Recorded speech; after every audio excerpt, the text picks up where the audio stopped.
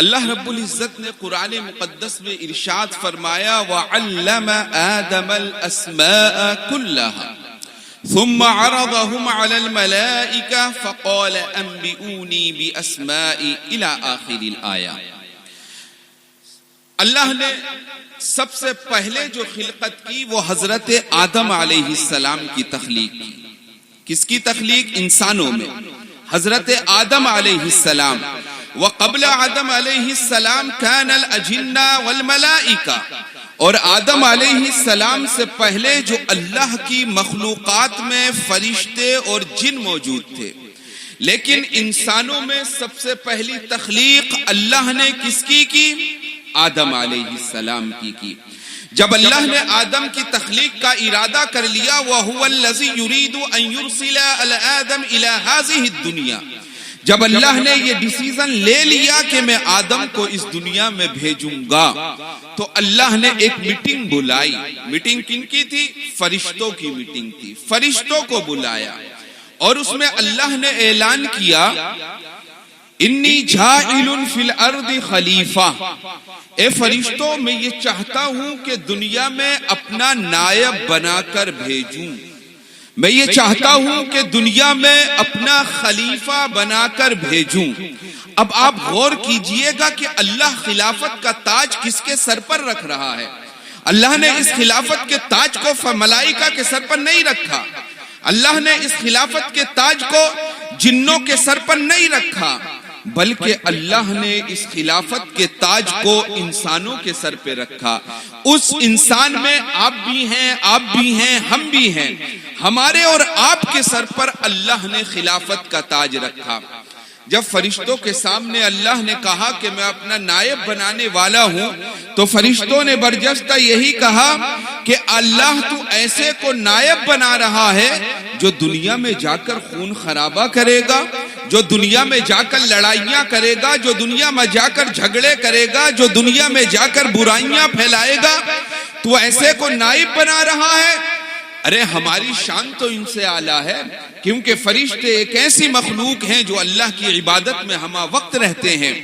خیر، اللہ نے اپنا حکم فرما دیا کہ میں انسان کو بھیجوں گا۔ فرشتے، جن اور انسان، تین لوگوں کا فیصلہ ہے۔ اب اللہ نے جب انسان کو اعلیٰ بنایا، اب اعلیٰ بنانے میں کوئی چیز تو خاصیت ہونی چاہیے نا۔ ارے بھائی، ہم کسی آدمی کو سلیکٹ کریں گے، ہم نے کہا کہ ہم نے قاری صاحب کو اپنی مسجد کا امام بنایا، آپ ہم سے پوچھیں گے آپ نے انہیں امام کیوں بنایا؟ تو ہمیں دلیل دینی ہوگی۔ یہ قرآن اچھا پڑھتے ہیں، ان کے اندر اخلاص ہے، ان کا اخلاق ہے، ان کی تعلیم اچھی ہے، تو ہمیں دلیل دینی ہوگی۔ لیکن جب رب العزت کی بارگاہ آئی، جب اللہ نے فرشتوں سے کہا کہ میں اپنا نائب بنانے والا ہوں، تو فرشتوں نے پوچھا لماذا انک ترید من الانسانی، اے اللہ تو اپنا نائب آخر انسانوں ہی میں سے کیوں بنا رہا ہے؟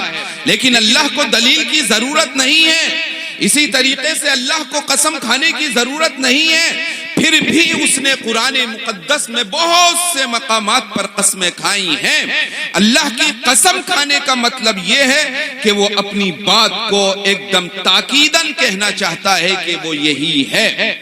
تو فرشتوں نے کہا اللہ آخر انسان ہی کو کیوں بنایا جا رہا ہے؟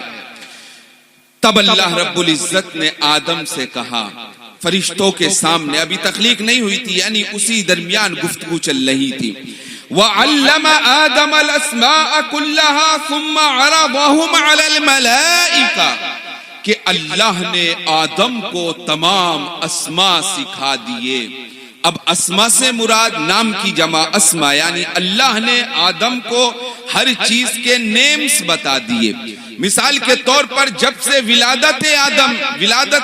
جب سے تخلیق آدم کے بعد صبح قیامت تک، اور اس سے پہلے کا جو منظر رہا ہے، تمام کا تمام علم اللہ نے آدم کو دے دیا، چاہے وہ ٹیکنالوجی ہو، چاہے وہ سائنس ہو، چاہے وہ انجینئرنگ ہو، چاہے وہ فلائٹ کا علم ہو، دنیا میں جتنے بھی علوم ہیں، چاہے وہ ڈاکٹری ہو، چاہے وہ ڈاکٹری میں اپنے پارٹس میں بٹا ہوا ہے، کوئی آنکھوں کا ڈاکٹر ہے، کوئی کان کا ڈاکٹر ہے، کوئی زبان کا ڈاکٹر ہے، اسی طریقے سے دنیا میں جتنے بھی علم ہے تمام کے تمام علوم اللہ نے آدم کو بتلا دیے، تمام کے تمام علم کو بتائے، حضرت آدم علیہ السلام کو بتائے۔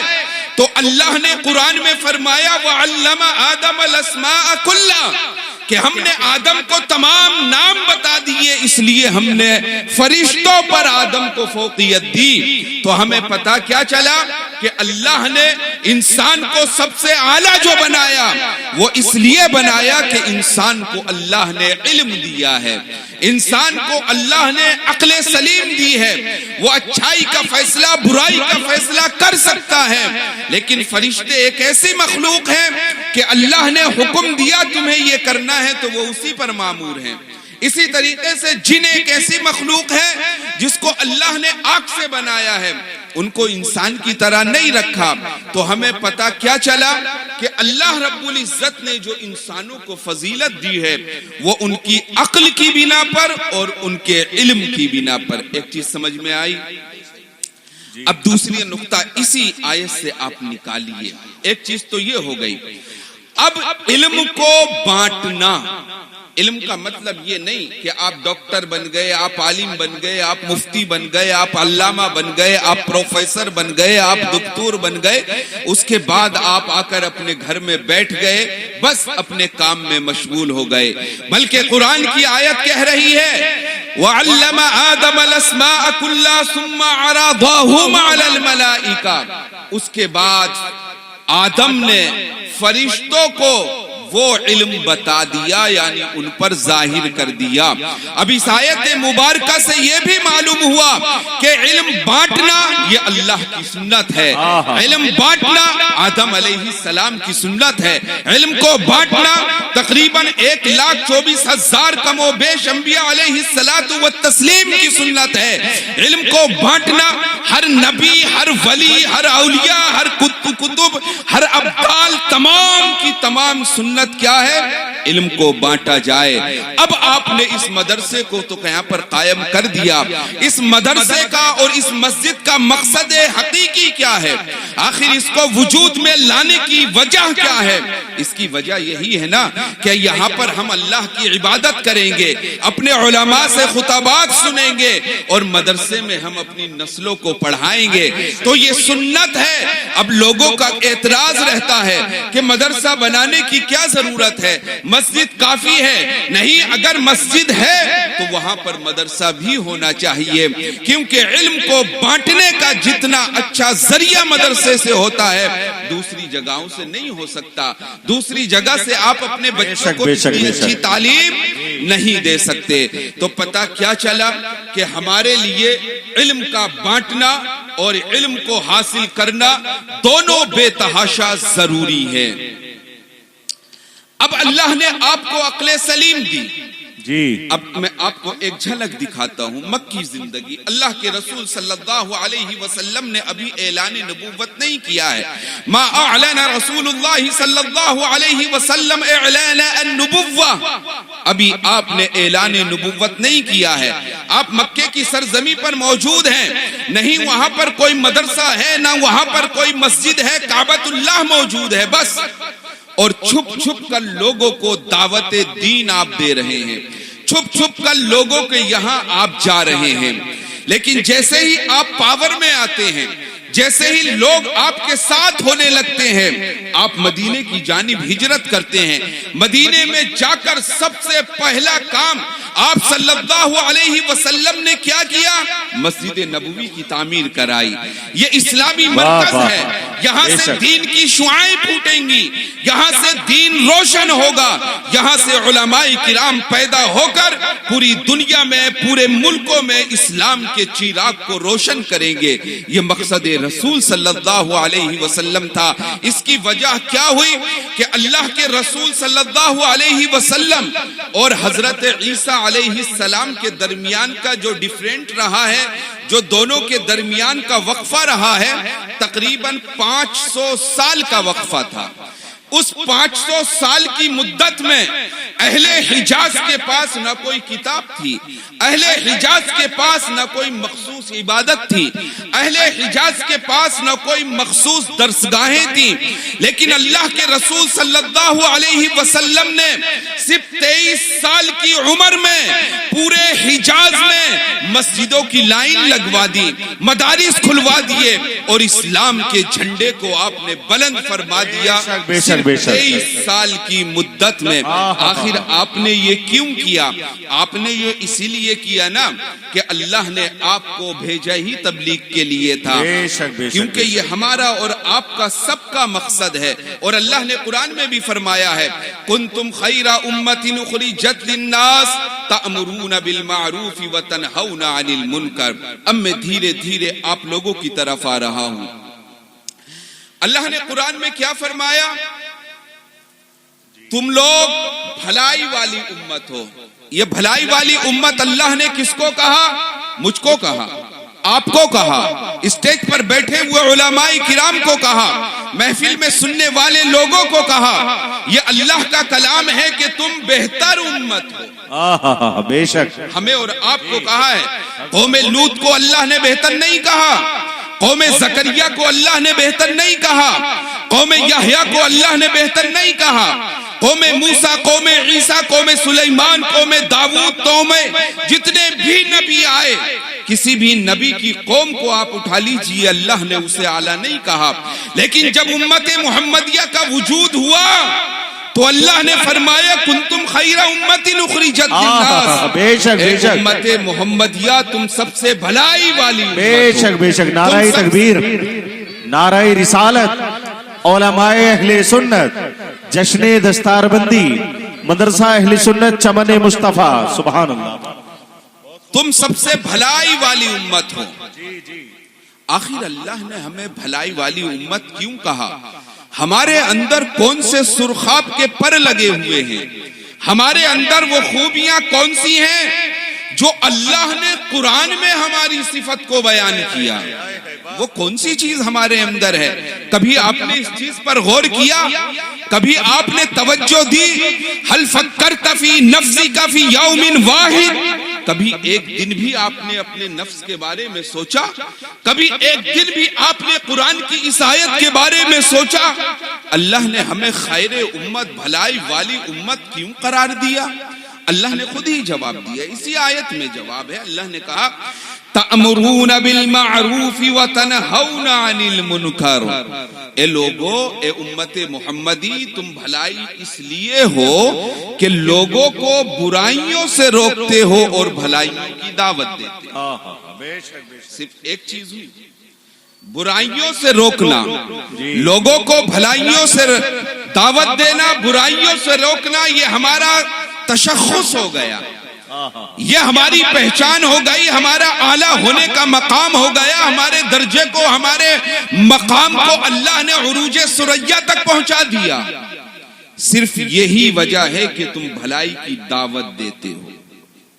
اب آپ اور میں اپنے گریبان میں جھانکیں کہ دن میں کتنی بار ہم لوگوں کو بھلائیوں سے روکتے ہیں، دن میں کتنی بار ہم لوگوں کو اچھائی کی دعوت دیتے ہیں۔ ارے ہمارا مشغلہ تو یہ ہو گیا ہے، اگر 4-5 لوگ جمع ہو جائیں تو غیبت کے علاوہ الا ماشاءاللہ کچھ نہیں ہوتا۔ ہم دوسرے کو اگر برائی کرتا ہوا دیکھ رہے ہیں تو ہمارے دل میں یہ خیال آتا ہے چلو قوم میں اس کی بدنامی ہونے دو، کرنے دو، برائی کر رہا ہے۔ یہ ہمارا مشغلہ ہے، یہ ہمارا اسٹیٹس ہے، یہ امت محمدیہ کا وقار ہے۔ اور اللہ نے تو قرآن میں چیلنج کیا ہے آپ کے لیے۔ اب ایک آدمی یہ دعویٰ کر سکتا ہے کہ میں لوگوں کو بھلائی کی دعوت کیسے دوں؟ میرے اندر تو اتنا علم ہی نہیں ہے۔ اس میں 2 پہلو پر کلام ہوگا۔ ایک چیز یہ، کچھ برائیاں ایسی ہوتی ہیں جو ہاتھوں سے روکی جاتی ہیں، کچھ برائیاں ایسی ہوتی ہیں جو زبان سے روکی جاتی ہیں، کچھ برائیاں ایسی ہوتی ہیں جو طرز تکلم سے روکی جاتی ہیں، کچھ برائیاں ایسی ہوتی ہیں جو تلخ کلامی سے روکی جاتی ہیں، اور کچھ برائیاں ایسی ہوتی ہیں جو علم سے روکی جاتی ہیں۔ کچھ برائیاں ایسی ہوتی ہیں جو معاملات سے روکی جاتی ہیں، اور ہر آدمی ہر معیار پہ اس دنیا میں کھڑا ہوا ہے۔ اگر آدمی کے پاس علم نہیں، اس کے پاس طاقت موجود ہے، اگر طاقت نہیں تو اللہ نے اس کو دل دیا ہے، اور یہ ایمان کا سب سے نچلا درجہ ہے کہ آدمی اس کو دل میں برا سمجھنے لگے۔ لیکن ہم تو اس سے بھی گئے گزر ہو گئے، ہمارا مقام تو اس سے بھی خراب ہو گیا۔ ہم صرف اپنی زبان سے کلام کرتے ہیں، فلاں مولانا نے یہ کہا، فلاں آدمی نے یہ کہا۔ ارے آپ کو کیا ہو گیا ہے؟ آپ اپنے آپ قرآن مقدس کو کیوں نہیں پڑھتے؟ آپ علماء کے محتاج کیوں رہتے ہیں؟ اللہ نے جتنی عقل آپ کو دی ہے اتنی مجھے دی ہے، جتنی عقل آپ کو دی ہے اتنی حضرت کو دی ہے، کیونکہ انسان ہونے میں سب برابر ہیں، سب آدم کی اولاد ہیں، ہم سب کو عقل اللہ نے دی ہے۔ لیکن ہمارا معیار یہ ہو گیا ہے کہ ہم اپنے بچے کو ڈاکٹر بنا دیں گے، ہم اپنے بچے کو انجینئر بنا دیں گے، ہم اپنے بچے کو پائلٹ بنا دیں گے، ہم اپنے بچے کو دنیا سے ہائر ایجوکیشن اس کو دے دیں گے۔ لیکن ہم سے یہ توفیق نہ ہوتی کہ ہم اس کو قرآن مقدس کی تعلیم بھی دے دیں، ہم اس کو قرآن مقدس کا ترجمہ بھی پڑھا دیں۔ اسلام آپ سے یہ نہیں چاہتا کہ آپ اپنے بچے کو عالم بنائیے، پورے اسلام میں یہ کہیں نہیں ہے کہ بچے کو آپ مدرسے میں پڑھائیے یا بچے کو عالم بنائیے۔ اسلام آپ سے یہ نہیں چاہتا، اسلام آپ سے یہ چاہتا ہے، حدیث رسول ہے صلی اللہ علیہ وسلم نے ارشاد فرمایا، العلم فریضۃ لکل مسلم والمسلمہ، وفی روایت اخری العلم فریضۃ لکل مسلم، کہ ہر مسلمان مرد عورت پر اتنا علم سیکھنا فرض ہے۔ کتنا؟ ضروریات زندگی فرض ہے۔ جس طریقے سے نماز آپ پہ فرض ہے نا، جس طریقے سے حج آپ پہ فرض ہے نا، جس طریقے سے زکوٰۃ آپ پہ فرض ہے نا، جس طریقے سے قربانی آپ پر واجب ہے نا، اسی طریقے سے اتنا علم سیکھنا آپ پر فرض ہے۔ کتنا علم؟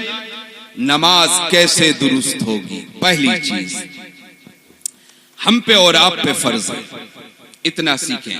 نماز میں کیا ہے؟ قرآن کو کیسے پڑھا جائے گا، ورنہ آپ اپنی نمازیں پڑھتے رہیے۔ خیر اللہ غفور الرحیم ہے، مغفرت فرمانے والا ہے، ہو سکتا ہے کہ وہ قبول کر لے، لیکن شریعت نے یہ بھی کہا ہے اگر آپ قرآن کو پڑھنا نہیں جانتے ہیں تو قرآن کو پڑھنا سیکھیے، آپ کو مہلت دیجیے۔ اب مقصد یہ نہیں ہے ارے چلیے امام صاحب کے پیچھے پڑھ لی، ارے ہم پڑھے لکھے نہیں ہیں، آپ جانور کیوں بن رہے ہیں؟ آپ اپنے آپ کو کیسے کہہ سکتے ہیں کہ ہم پڑھے لکھے نہیں ہیں؟ کیا اللہ نے آپ کو عقل نہیں دی ہے؟ کیا اللہ نے آپ کو زبان نہیں دی ہے؟ کیا اللہ نے آپ کو ذہن نہیں دیا ہے؟ آپ یہ کہہ کر اپنے دامن کو کبھی نہیں چھٹا سکتے۔ اگر کوئی مولانا یہ کہہ کر آپ کو راستہ دکھاتے ہیں کہ آپ یہ کہہ کر چھوٹ جائیں گے کہ ہم پڑھنا نہیں جانتے، تو آپ اسلام کو نہیں سمجھے ہیں، آپ اسلام کو نہیں سمجھے ہیں، آپ اپنی مقصد حیات کو نہیں سمجھے ہیں۔ اللہ نے قرآن میں کیا ارشاد فرمایا ہے؟ وَمَا خَلَقْتُ الْجِنَّ وَالْإِنسَ إِلَّا لِيَعْبُدُونَ، میں نے جن اور انسانوں کو صرف اور صرف اپنی عبادت کے لیے پیدا کیا ہے۔ ہمیں اور آپ کو یہ ہمارا مقصد حیات ہے، روزی کمانا، پیسہ کما لینا، بہت بڑا کاروبار کر لینا، یہ بھی سنت کا جز ہے، لیکن کامل اسلام پہلے آپ کو اپنے آپ کو سدھارنا ہوگا۔ اس کے بعد جب آپ بڑے تاجر بنیے، بڑے بزنس مین بنیے، بڑا تاجرانہ کام کیجئے، اس میں اللہ بے پناہ برکت عطا فرمائے گا، لیکن محل مقصد اپنے آپ کو سدھارنا ہے، یہ ہمارا اور آپ کا مقصد ہے۔ تو اگر ہم قرآن کو پڑھنا نہیں جانتے ہیں تو ہماری نماز درست نہیں ہوگی۔ پڑھنے کا مطلب یہاں پر یہ ہے کہ ایسا پڑھنا کہ معنی خراب نہ ہو، کیونکہ ہر آدمی تو قاری بن نہیں سکتا نا، ہر آدمی تو عالم بن نہیں سکتا۔ اگر پوری دنیا قاری بن جائے، پوری دنیا عالم بن جائے تو نظام دنیا چل نہیں پائے گا، دستور نظام چل نہیں پائے گا. یہ دنیا کا نظام ہے. کوئی غریب ہے, کوئی امیر ہے, کوئی قاری ہے, کوئی عالم ہے, کوئی فاضل ہے, کوئی جلیل ہے, کوئی تاجر ہے, کوئی بزنس مین ہے, کوئی پائلٹ ہے, کوئی کچھ ہے, کوئی کچھ ہے. یہ تو نظام دنیا ہے, سسٹم دنیا ہے. اس طریقے سے دنیا چلا کرتی ہے. لیکن تعلیم دین ہمارے اور آپ کے لیے یہ فرض ہے. اس میں سب برابر ہیں. آپ یہ نہیں کہہ سکتے مجھے بڑھاپا آ گیا میں قرآن کو کیسے پڑھوں. آپ صحابہ کرام کی زندگی کو دیکھیے, 80 سال 90 سال کی عمر میں انہوں نے قرآن مقدس پڑھا ہے. پہلے ایمان میں نہیں تھے, بعد میں ایمان میں داخل ہوئے تو قرآن کی تلاوت انہوں نے کی. تو اللہ نے ہمیں اللہ کے رسول صلی اللہ علیہ وسلم کو ہمارے لیے عملی نمونہ بنا کر بھیجا, اور قرآن کو ہمارے لیے آخری کتاب اللہ نے بنا کر بھیجا. اب قرآن محض جو ہمارے یہاں تصور کیا جاتا ہے, قرآن کا تصور کیا ہے؟ وَهُوَ كِتَابٌ مُعَزَّمٌ نَأْخُذُ فِي الطَّاقِ او نَأْخُذُ فِي الصُّندُوقِ, کہ یہ بڑی معظم کتاب ہے, ززدان میں رکھی جاتی ہے اور کمرے میں کہیں اوپر الماری میں اس کتاب کو رکھا جاتا ہے. یہ اس کا احترام ہے, یہ ہونا چاہیے. قرآن کو چھونا عبادت, قرآن کو پڑھنا عبادت, قرآن کو دیکھنا عبادت, قرآن کا تصور ذہن میں آ جانا یہ عبادت ہے. ہر اعتبار سے قرآن مقدس آپ کو ثواب دے رہا ہے. لیکن قرآن اللہ نے محض آپ کے 3 10 40 میں, یا قرآن کو اللہ نے محض آپ کے گھر میں رکھنے کے لیے نہیں بھیجا, بلکہ یہ ایک ہدایت کی کتاب ہے. یہ اللہ کی جانب سے ایک میسج ہے, یہ اللہ کی جانب سے ایک پیغام ہے. اللہ آپ سے کلام کرنا چاہتا ہے. اللہ آپ کو اپنا جو قانون ہے, جو دستور ہے, وہ بتانا چاہتا ہے. لیکن جب آپ قرآن کو پڑھیں گے نہیں تو اس قرآن کے دستور کو آپ کیا سمجھیں گے, قرآن کے قوانین کو آپ کیا سمجھیں گے؟ آج آپ پوری دنیا کا نظام دیکھ لیجیے, پوری دنیا کا نظام آپ دیکھ لیجیے. ہر گھر سے آپ کو شکایت ملے گی. پہلی شکایت کیا ہوگی کہ بچے اپنے والد کا احترام نہیں کر رہے ہیں, بیوی اپنے شوہر کے حق کو نہیں دے رہی ہے, بھائی اپنے بھائی کا حق مار رہا ہے, بیٹا اپنی ماں کو گھر سے نکال رہا ہے, باپ اپنے بیٹے پر غصہ ہو رہا ہے. دنیا کا رواج ہے یہ, یعنی گھریلو جھگڑے جس کو ہم کہتے ہیں. آخر ان جھگڑوں کی وجہ کیا ہے؟ آخر یہ جھگڑے کیوں ہو رہے ہیں؟ کیوں نے ہم نے اپنی اخلاقی تعلیم چھوڑ رکھی ہے. اخلاقی تعلیم ہماری کیا ہے؟ قرآن مقدس ہے. ہم قرآن مقدس سے پوچھتے ہیں, اے قرآن تو والدین کے بارے میں کیا کہتا ہے؟ تو قرآن مقدس ارشاد فرماتا ہے وَلَا تَقُلْ لَهُمَا أُفٍّ وَلَا تَنْهَرْهُمَا. قرآن تو یہ کہتا ہے اے بچوں تم اپنے ماں باپ سے اونچی آواز میں بھی بات مت کرو, تم ان کو جھڑکو مت, تم ان پہ غصہ مت ہو. اور بیٹے کے بارے میں جب ہم قرآن سے پوچھتے ہیں تو قرآن کہتا ہے کہ بیٹے کو آدھا حق دے دیا جائے اور بیٹے پر شفقتی کلام کیا جائے. اسی طریقے سے ہم بیوی کا حق قرآن سے پوچھتے ہیں تو ہمیں ملتا ہے, یعنی جس کا بھی حق ہمیں جاننا ہے وہ ہمیں قرآن مقدس سے ملے گا, اور قرآن مقدس کے علاوہ ہمیں وہ حق کسی اور کتاب سے نہیں مل سکتا. تو ہماری میں ہے جو بربادی کی وجہ ہے, ہمارے گھروں میں جو جھگڑوں کی وجہ ہے, اس کا اہم مقصد کیا ہے؟ صرف ہم نے قرآن مقدس کو چھوڑ رکھا ہے. ہم قرآن مقدس سے بڑے دور ہو گئے ہیں. یہ تو ہماری جنریشن ہے, لیکن ہم نے اپنے بچوں کا حال بھی یہ بنا رکھا ہے. ہم اپنے بچوں کو بھی اعلیٰ اسکول میں بھیجتے ہیں, لیکن ہمیں کبھی یہ کہنے کی توفیق نہیں ہوتی بیٹا تو بھی کبھی قرآن مقدس پڑھ لیا کر, اسکول جانے سے پہلے قرآن مقدس کو کھول لیا کر. ہم کبھی نہیں کہتے, کبھی نہیں کہتے. تو ہمارا معاملہ یہ ہو رہا ہے کہ تمہارا بچہ بالغ نہیں ہوتا ہے تم سے بغاوت کرنے لگتا ہے, تمہارا بچہ حد بلوغت کو نہیں پہنچتا ہے روڈ پر کھڑے ہو کر سگریٹیں اور گٹکے کھانے لگتا ہے, تمہارا بچہ حد بلوغت تک کو نہیں پہنچتا ہے اپنے اپنی ماں سے اونچی آواز میں بات کرنے لگتا ہے، تمہارا بچہ حد بلوغت کو نہیں پہنچتا ہے، اپنی شادی کے لیے رشتے خود ڈھونڈنے لگتا ہے.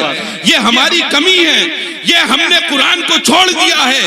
حیات رسول صلی اللہ علیہ وسلم ہماری نگاہوں کے سامنے نہیں ہے، ہماری نگاہوں کے سامنے نہیں ہے. اور جو چیز اللہ نے قرآن میں کہہ دی ہے اس کا بدل نہیں ہو سکتا، وہ چیز ثابت ہو کر رہے گی. اللہ نے قرآن میں فرما دیا کہ تمہارے لیے ہم نے آئیڈیل اپنے محبوب کو بھیج دیا ہے، تمہاری ہدایت کے لیے پیغمبر اعظم صلی اللہ علیہ وسلم کو بھیج دیا ہے، لیکن ہم ان کی زندگی پر بھی عمل نہیں کر رہے ہیں. اب ہم کس کی زندگی پر عمل کریں گے؟ ایک حدیث مبارکہ دے رہا ہوں، اور آپ کا جو ڈھانچہ ہے، آپ کی جو دنیا ہے، اس حدیث کے اندر بڑے اچھے انداز میں سما جائے گی. غالباً حدیث آپ نے سنی ہوگی. اللہ کے رسول صلی اللہ علیہ وسلم نے ارشاد فرمایا، یہ تربیتی پروگرام ہے کیونکہ دستار بندی کا تعلق ہے، قرآن کا مقام اور اس کی اہمیت بتانا چاہ رہا ہوں. اللہ کے رسول صلی اللہ علیہ وسلم نے ارشاد فرمایا کہ جب ابن آدم مر جاتا ہے، ابن آدم سے مراد ہم اور آپ، آدم کے بیٹے، قیامت تک کوئی بھی ہو، جب وہ مر جاتا ہے، انقطعت عنہ اعمالہ الا ثلاث، اس کے تمام جتنے بھی اعمال ہیں اللہ کیا کرتا ہے؟ منقطع کر دیتا ہے، کاٹ دیتا ہے، بند کر دیتا ہے، کلوز کر دیتا ہے. یہ حدیث ہے. اس کے علاوہ اگر آپ کو واقعے ملے تو واقعوں پر حدیث کو مقدم کیا جاتا ہے. جو بتا رہا ہوں یہی تین چیزیں انسان کو ملتی ہیں. پورے اعمال بند ہو جاتے ہیں. اب وہ اپنی زندگی میں ایک بڑی تجارت چھوڑ کے چلا گیا، اپنی زندگی میں ہزاروں بیگھا زمین چھوڑ کر چلا گیا، اپنی زندگی میں لوگوں کا مال چھین کر سینکڑوں کروڑوں روپے کما کر چلا گیا. ایک دن موت آئی، مر گیا. اس کو کیا ملا؟ اس کو کیا ملا؟ اتنا ہی تو مل سکتا ہے نا. اگر وہ پیسہ اس نے ناجائز کمایا تھا تو جب تک اس کے بچے اس پیسے سے بزنس کرتے رہیں گے اس کا گناہ بھی اس کے نامہ اعمال میں آتا رہے گا. اتنا ملے گا نا اس کو. تو اللہ کے رسول صلی اللہ علیہ وسلم نے فرمایا کہ جب انسان مر جاتا ہے اس کے تمام اعمال بند کر دیے جاتے ہیں. اب اسے نہ ثواب پہنچے گا، نہ اسے کوئی دقت آئے گی، نہ اس کا یعنی آپ اس کو کوئی فائدہ نہیں دے سکتے، منقطع ہو جاتے ہیں. الا ثلاث، تین عمل ایسے ہیں جو آدمی کو فائدہ دیتے ہیں. اس میں سے پہلا اللہ کے رسول صلی اللہ علیہ وسلم نے ارشاد فرمایا کہ اس نے اپنی زندگی میں کوئی ایسا کام کیا ہو کہ جس سے لوگ فائدہ اٹھا رہے ہوں، فائدہ اٹھا رہے ہوں. مثال کے طور پر صدقہ جاریہ، کہیں پر اسکول بنوا دیا ہو، کہیں پر مدرسہ بنوا دیا ہو، کہیں پر مسجد بنوا دی ہو، کہیں پر ہال بنوا دیا ہو، کہیں پر پانی نکلنے کا کوئی چشمہ بنوا دیا ہو، جس کے ذریعے لوگ اس سے فائدہ اٹھا رہے ہیں. اور فائدہ اٹھانے میں سب برابر ہو، نہ آپ کسی جانور کو روک سکتے ہیں، نہ کسی نان مسلم کو آپ روک سکتے ہیں. چاہے مسلمان بھائی ہے، غیر مسلم ہے، پانی پی رہا ہے، کسی کو آپ روک نہیں سکتے. وہاں پر جان، کوئی بھی جان ہو، اگر فائدہ اٹھا رہی ہے اس کا ثواب قیامت تک آپ کے نامہ اعمال میں لکھا جاتا رہے گا. بے شک بے شک، بہت خوب. بے شک ایک چیز ہوئی ہے. دوسری چیز اس میں آپ نے فرمائی، آپ کا ایسا علم ہو جس سے لوگ فائدہ اٹھا رہے ہوں. علم سے مراد آپ نے کوئی کتاب لکھی ہو، آپ نے لوگوں کو نصیحتیں کی ہو، آپ نے درس کیا ہو، آپ نے لوگوں کو اچھی باتیں بتائی ہو.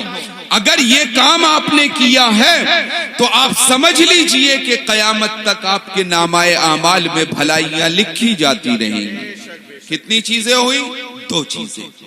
تیسری چیز میرے آقا صلی اللہ علیہ وسلم نے ارشاد فرمائی، وَلَهُ أَوْلَادٌ صَالِحٌ يَدْعُو لَهُ، کہ اس آدمی کے پاس ایسی نیک اولاد ہو جو اس کے لیے دعائے مغفرت کر سکے.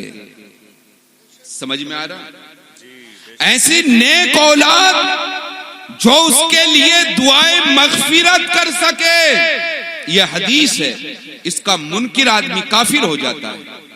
اور جو حدیث میں اللہ کے رسول صلی اللہ علیہ وسلم نے ارشاد فرما دیا وہ شریعت ہے، شریعت اسلام ہے، عقیدہ اسلام ہے. تو اس کی اولاد ایسی ہو کہ اس کو دعائیں مغفرت کرتی رہے. اب آپ جتنے لوگ یہاں پر بیٹھے ہوئے ہیں، آپ اپنے آپ میں سوچیے، اپنے گریبان میں جھانکیے. کیا آپ نے اپنی کسی بیٹی کو یا آپ نے کبھی اپنے کسی بیٹے کو اس لائق بنایا ہے، یا اپنے انتقال سے پہلے اپنی اولاد میں کسی کو ایسا تیار آپ نے کیا ہے جو آپ کے لیے دعائیں مغفرت کر سکے؟ آپ خود سوچئے. جس کو یہ اسلام ہے، دنیا کما لینا پورا مقصد نہیں ہے. اللہ نے جتنا رزق جس کی قسمت میں لکھا ہے نا، اس کو ڈھونڈتا ہوا وہ رزق آتا ہے. عقیدہ یہ ہونا چاہیے. لیکن آپ اس تیسرے پہلو پر غور کیجئے. هل جهزت اولادك لهذا العمل؟ کیا آپ نے اپنی اولاد کو اس کام کے لیے تیار کیا؟ اب آپ خود سوچئے، کیا آپ کے مرنے کے بعد آپ کی نسلوں میں کوئی ایسا ہے جو تمہاری قبر پر ایک لمحہ کھڑے ہو کر قرآن مقدس کی کوئی آیت تلاوت کر سکے؟ کیا تمہاری ماں کے، تمہاری والدہ کے، تمہاری بہن کے، تمہارے انتقال کے بعد کوئی تم میں ایسا ہے جو ان کے لیے نماز کے بعد دعائیں مغفرت کر سکے؟ کوئی ایسا آدمی تیار کیا ہے؟ ہم دعویٰ تو بہت کرتے ہیں، دعائیں بے پناہ کرتے ہیں، لیکن اللہ نے جو مقام ہمیں دیا ہے، جو چیز ہمارے لیے واضح کی ہے، کیا اس چیز پر بھی ہم نے عمل کیا؟ اگر حقیقت بولوں نا تو ہمارا المیہ تو یہ ہے کہ ہمارے گھر میں اگر کسی کا انتقال ہو جائے، اگر مسجد کے امام نہ ہو تو جنازہ پڑھانے والا ہمیں نہیں ملے گا. یہ آپ کا اسلام ہے. ہمارے گھر میں کسی کا انتقال ہو جائے، دعا کرنے والا مسجد کے امام اور مدرسوں کے علاوہ ہمیں کوئی نہیں ملتا. ہمیں کوئی مسئلہ پوچھنا ہے، ہمیں کوئی نظر نہیں آتا. آخر اپنی زندگی کو ہم نے اپنے ہاتھوں سے تباہ کیا ہے، اپنے ہاتھوں سے برباد کیا ہے. آج سے پہلے کا اسلام آپ دیکھیے، ہر گھر میں آدمی امام تھا، ہر گھر میں آدمی تالیے قرآن تھا، ہر گھر میں آدمی نماز کی اصلاح کرنے والا تھا، ہر گھر میں آدمی عبادت کرنے والا تھا. جب یہ تمام چیزیں وہاں پر موجود تھی تو کوئی فاروق اعظم بن کر نکلتا تھا، کوئی صدیق اکبر بن کر نکلتا تھا، کوئی معاذ ابن جبل بن کر نکلتا تھا. لیکن ہم نے تو اپنے ہاتھوں سے اپنے پیروں پر کلہاڑی ماری ہے. سبحان اللہ. بہت خوب حضرت. نعرہ تکبیر، نعرہ تکبیر، نعرہ رسالت، نعرہ رسالت. علماء اہل سنت، علماء اہل سنت، مدرسہ اہل سنت چمن مصطفیٰ، حضرت علامہ مفتی محمد آفتاب عالم صاحب قبلہ، مفتی محمد جامی رضا صاحب قبلہ، مفتی محمد رضا جامی صاحب قبلہ. ماشاءاللہ ماشاءاللہ سبحان اللہ. بہت خوب. خطیب و امام یعنی شہر امام مولانا شمع عالم صاحب قبلہ. سبحان اللہ الحمدللہ. باوقار علماء کرام آپ کے اسٹیج پر آ چکے ہیں. آپ ان تمام حضرات سے بھی اپنے ان کے خطابات کو سماعت فرمائیے گا اور فیض حاصل کیجیے گا. تو ہمارے اندر سب سے بڑی خامی کیا ہے کہ ہم نے قرآن مقدس کو چھوڑ رکھا ہے، ہم نے طریقہ نماز کو چھوڑ رکھا ہے. ہمیں اور آپ کو یہ چاہیے کہ اپنی نسلوں کو ہمیں کامیاب بنانا ہے. ہمیں اپنی اولاد کو اعلیٰ بنانا ہے۔ اب میں یہاں پر یہ نہیں کہہ رہا، پھر میں اپنی بات کو ریپیٹ کر رہا ہوں، انا اکرر کلامی ثانیۃ، میں دوبارہ اپنے کلام کو، اپنی بات کو دوہرا رہا ہوں۔ اسلام یہ نہیں چاہتا کہ ہر ایک عالم بنے، اسلام یہ نہیں چاہتا کہ ہر ایک مسجد کا امام بنے، نہیں، بلکہ اسلام یہ چاہتا ہے کہ تم میں ہر ایک ضروریات مسائل کو جاننے والا ہو۔ اگر وقت آئے گا تو وہ امام بھی بن جائے گا، وقت آئے گا تو وہ اپنے والد کے نماز جنازہ کو بھی پڑھا دے گا، وقت آئے گا تو وہ اپنے گھر میں نکاح بھی پڑھا دے گا، وقت آئے گا تو وہ ایک اچھا مقرر بھی نظر آئے گا۔ تو اپنے بچے کو ڈاکٹر بنائیے، انجینئر بنائیے، بڑے سے بڑی ڈگری اس کو دلائیے، لیکن دین اتنا سکھائیے کہ آپ کے مرنے کے بعد 2 لمحے آپ کی قبر پر کھڑے ہو کر دعا تو کر سکے، آپ کے لیے قرآن کی آیت کی تلاوت کر سکے۔ آج بہت سے لوگ کہتے ہیں ہم نے اپنے بیٹے کو ڈاکٹر بنا دیا۔ الحمدللہ آپ کا بیٹا ڈاکٹر بنا، خدمت خلق کر رہا ہے، لیکن کیا آپ نے ان کو اتنا دین بھی سکھایا کہ وہ آپ کے مرنے کے بعد آپ کے لیے ذریعہ نجات بن سکیں، جو صبح قیامت تک آپ کے لیے ثواب کا ایک ذریعہ بن سکیں؟ تو ہمیں اور آپ کو چاہیے ان مدارس کی حفاظت کریں۔ یہ مرکز اسلام ہے اور یہ نئی چیز نہیں ہے، یہ زمانے ابتدا سے ہے۔ ہر نبی کی سنت رہی ہے بیٹھ کر تعلیم دینا، اور جو اس میں پڑھتے ہیں وہ پڑھاتے ہیں وہ نائب رسول ہوا کرتے ہیں۔ انہیں نائب رسول کیوں کہتے ہیں؟ کیونکہ یہ وہ کام کر رہے ہیں جو ہمارے نبی صلی اللہ علیہ وسلم نے کیا ہے۔ تو اللہ نے اگر آپ کو مال دیا ہے، عزت دی ہے، شہرت دی ہے، کسی بھی اعتبار سے جیسا بھی آپ چاہے، آپ ان مدارس کی، ان مساجد کی، علماء کی مدد کریں، تاکہ یہ جو اسلام ہندوستان میں آپ کو نظر آ رہا ہے، آج ہماری سوسائٹی کا حال یہ ہے، آپ نان مسلم میں مت جائیے، ہم اپنے آپ کو دیکھیں کہ ہمارے گھر میں آدمی اسلام کو کوئی کتنا سمجھ رہا ہے؟ کچھ نہیں سمجھ رہا۔ صرف اسلام کو ہم یہ جانتے ہیں کہ جمعے کی نماز آ گئی، چلیے پڑھنے چلیے، محض یہ اسلام نہیں ہے۔ اسلام اخلاق کا نام ہے، اسلام اولاد کی اچھی تربیت کا نام ہے، اسلام والدین کے احترام کا نام ہے، اسلام بیوی کے مکمل حقوق کا نام ہے، اسلام اولاد کی مکمل وراثت کا نام ہے، اسلام ایک سوسائٹی کا نام ہے، اسلام ایک مرکز کا نام ہے۔ جو چیزیں ہم پر فرض ہیں یہ تو ہم پر مثال کے طور پر قرض ہیں، اگر ہم ان کو ادا نہیں کریں گے تو صبح قیامت اللہ کے یہاں ہمیں اس کا جواب دینا پڑے گا، اور اللہ کے یہاں ہم اس کا جواب دیں گے۔ اتنی بات سمجھ میں آئی آپ لوگوں کے؟ تو آپ اپنے بچوں کو تیار کیجئے، تھوڑے ٹائم کے لیے قرآن پڑھایا کیجئے، اچھی تربیت نماز انہیں دیا کیجئے، اور اچھے اخلاق ان کو دیا کیجئے، اور آخری حدیث رسول صلی اللہ علیہ وسلم سنا کر میں اپنی بات کو سمیٹ دوں گا انشاءاللہ۔ اللہ کے رسول صلی اللہ علیہ وسلم نے فرمایا، کلکم راع وکلکم مسئول عن رعیتہ۔ یہ ہمارے اور آپ کے بارے میں حدیث ہے کہ تم میں ہر ایک آدمی ایک راعی ہے، اور جتنے بھی راعی ہیں ان سے اللہ بروز محشر سوال کرے گا۔ رائی کا ترجمہ جو عام طور پہ میں لوگوں کو بتاتا ہوں ایک بادشاہ کا بتاتا ہوں، ورنہ جو ہم عربی زبان میں ترجمہ کریں گے، جو بہت زیادہ بکریوں کو لے کر چراتے ہیں نا، اور ہاتھ میں ان کے ڈنڈا رہتا ہے، گرہڑیا بولتے ہیں شاید اپنی طرف انہیں، تو اس کو بولتے ہیں رائی، بکری چرانے والا، ہے نا؟ کیونکہ وہ بکری کو جدھر مارتا ہے بکری ادھر چلی جاتی ہے یا بچے ادھر چلے جاتے ہیں۔ تو اللہ کے رسول صلی اللہ علیہ وسلم نے فرمایا کہ تم میں ہر ایک انسان اپنے آپ میں راعی ہے، بادشاہ ہے۔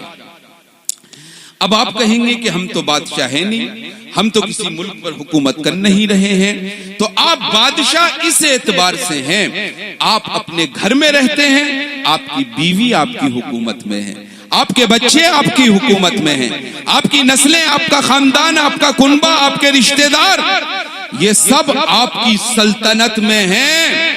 تو جب یہ آپ کی سلطنت میں ہے تو اللہ نے فرمایا کہ ہر سلطنت والے آدمی سے ہم بروز حشر سوال کریں گے.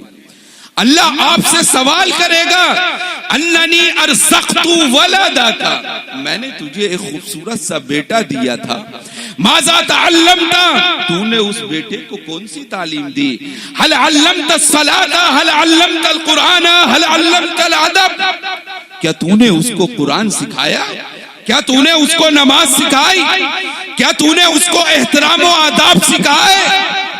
تو آپ کیا جواب دیں گے؟ آپ کے پاس جواب کیا رہے گا؟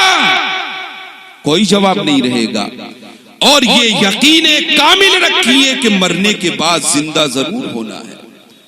اور تم میں کا ہر ایک انسان جب کسی کو دفن کرنے کے لیے جاتا ہے تو زور زور سے پڑھتے ہونا مٹی ڈالتے ہوئے منہا خلقناکم وفیہا نعیدکم ومنہا نخرجکم تارۃ اخری. اس آیت کو پڑھتے ہو اور اس آیت کا ترجمہ یہ ہے کہ ہم اسی مٹی سے آئے تھے، اسی مٹی میں ہمیں جانا ہے. تو اللہ کے سامنے تم وعدہ کر کے آتے ہو، جیسے ہی قبرستان سے نکل جاتے ہو اس وعدے کو آپ بھول جاتے ہو. آپ پھر قبر کی تیاری نہیں کرتے ہو، صرف موت کی ہولناکیاں دیکھ کر آپ کو یہ آیت یاد آ جاتی ہے، قبروں پر مٹی ڈالنا یاد آ جاتا ہے. کبھی یہ بھی تصور کرنا کہ تمہیں بھی مرنا ہے، ہمیں بھی مرنا ہے. کیا ہم نے اللہ کے سامنے جواب دہی کے لیے اپنے آپ کو تیار کیا یا نہیں کیا؟ جواب دہی کیا ہے کہ اللہ نے تمہیں اولاد دی ہے، کہاں خرچ کیا ہے اس کو؟ اللہ نے مال دیا ہے، نسلیں دی ہیں، تم نے اس کو کہاں خرچ کیا ہے؟ ان تمام چیزوں کے بارے میں آپ سے اور ہم سے سوال ہوگا. اگر یہ یقین نہیں ہے تو آپ مسلمان نہیں ہیں. یہ یقین رکھنا ہے کہ سوال ہوگا، اور جب سوال ہوگا تو اس کے جواب کے لیے ہمیں تیاری کرنی چاہیے. اور تیاری کیسے ہوگی کہ ہم اور یہ بہت بھاری کام نہیں ہے. بہت بھاری سننے میں لگتا ہے ارے بیٹا مدرسے میں جائے، بہت بھاری کام نہیں ہے. فجر کی نماز پڑھنے آئیں، 10 منٹ امام صاحب کو دیں اور اعلیٰ تعلیم لے کر جائیں، یا آپ اپنے گھر پہ کوئی ایسا انتظام کرائیے، لیکن اپنی جو نجات کا ذریعہ ہے اس کو آپ مکمل کیجئے. کریں گے عمل انشاءاللہ. انشاءاللہ مصر میں، کیونکہ میری جو تعلیم ہوئی ہے وہ مکمل مصر میں ہوئی ہے، مصر میں ہر گھر میں سب حافظ ہوتے ہیں، سب حافظ ہوتے ہیں. وہاں کا قانون ہے انٹر کے بعد کسی اسکول میں بچہ ایڈمیشن تبھی لے سکتا ہے جبکہ وہ مکمل حافظ قرآن ہو. اس کے بعد انٹر کے بعد یعنی ہائی اسکول کے بعد وہ پڑھائی نہیں کر سکتا، تبھی انٹر میں ایڈمیشن ہوگا جب وہ حافظ قرآن ہوگا. تمام کے تمام حافظ رہتے ہیں، نہ گھر میں کبھی لڑائی نہ جھگڑا، کچھ نہیں، ایک اسلامک زندگی لوگ گزارتے ہیں. تو ہمیں اور آپ کو چاہیے کہ ایسا ماحول بنائیں. ہم مسلمان ہیں، اسلام میں پیدا ہوئے ہیں، یہ ہمیں فخر ہونا چاہیے. اللہ کی بڑی عظیم نعمت ہمارے اوپر ہے. دعا ہے اللہ رب العزت سے جو چند کلمات بولے ہیں اس میں اگر کچھ غلطی ہو گئی ہے تو اللہ اسے معاف فرما دے، اور اگر یہ کلمات کما حقہ حق ہیں تو ہمیں اور ان تمام حضرات کو اس پر عمل کرنے کی توفیق عطا فرما، اور چمن مصطفیٰ کو بے پناہ عروج عطا فرما. ہمارے قاری صاحب کی عمر میں بے پناہ برکتیں عطا فرما. اے رضا یہ احمد نوری کا فیض نور ہے، ہو گئی میری غزل بڑھ کر قصیدہ نور کا. السلام علیکم ورحمۃ اللہ وبرکاتہ.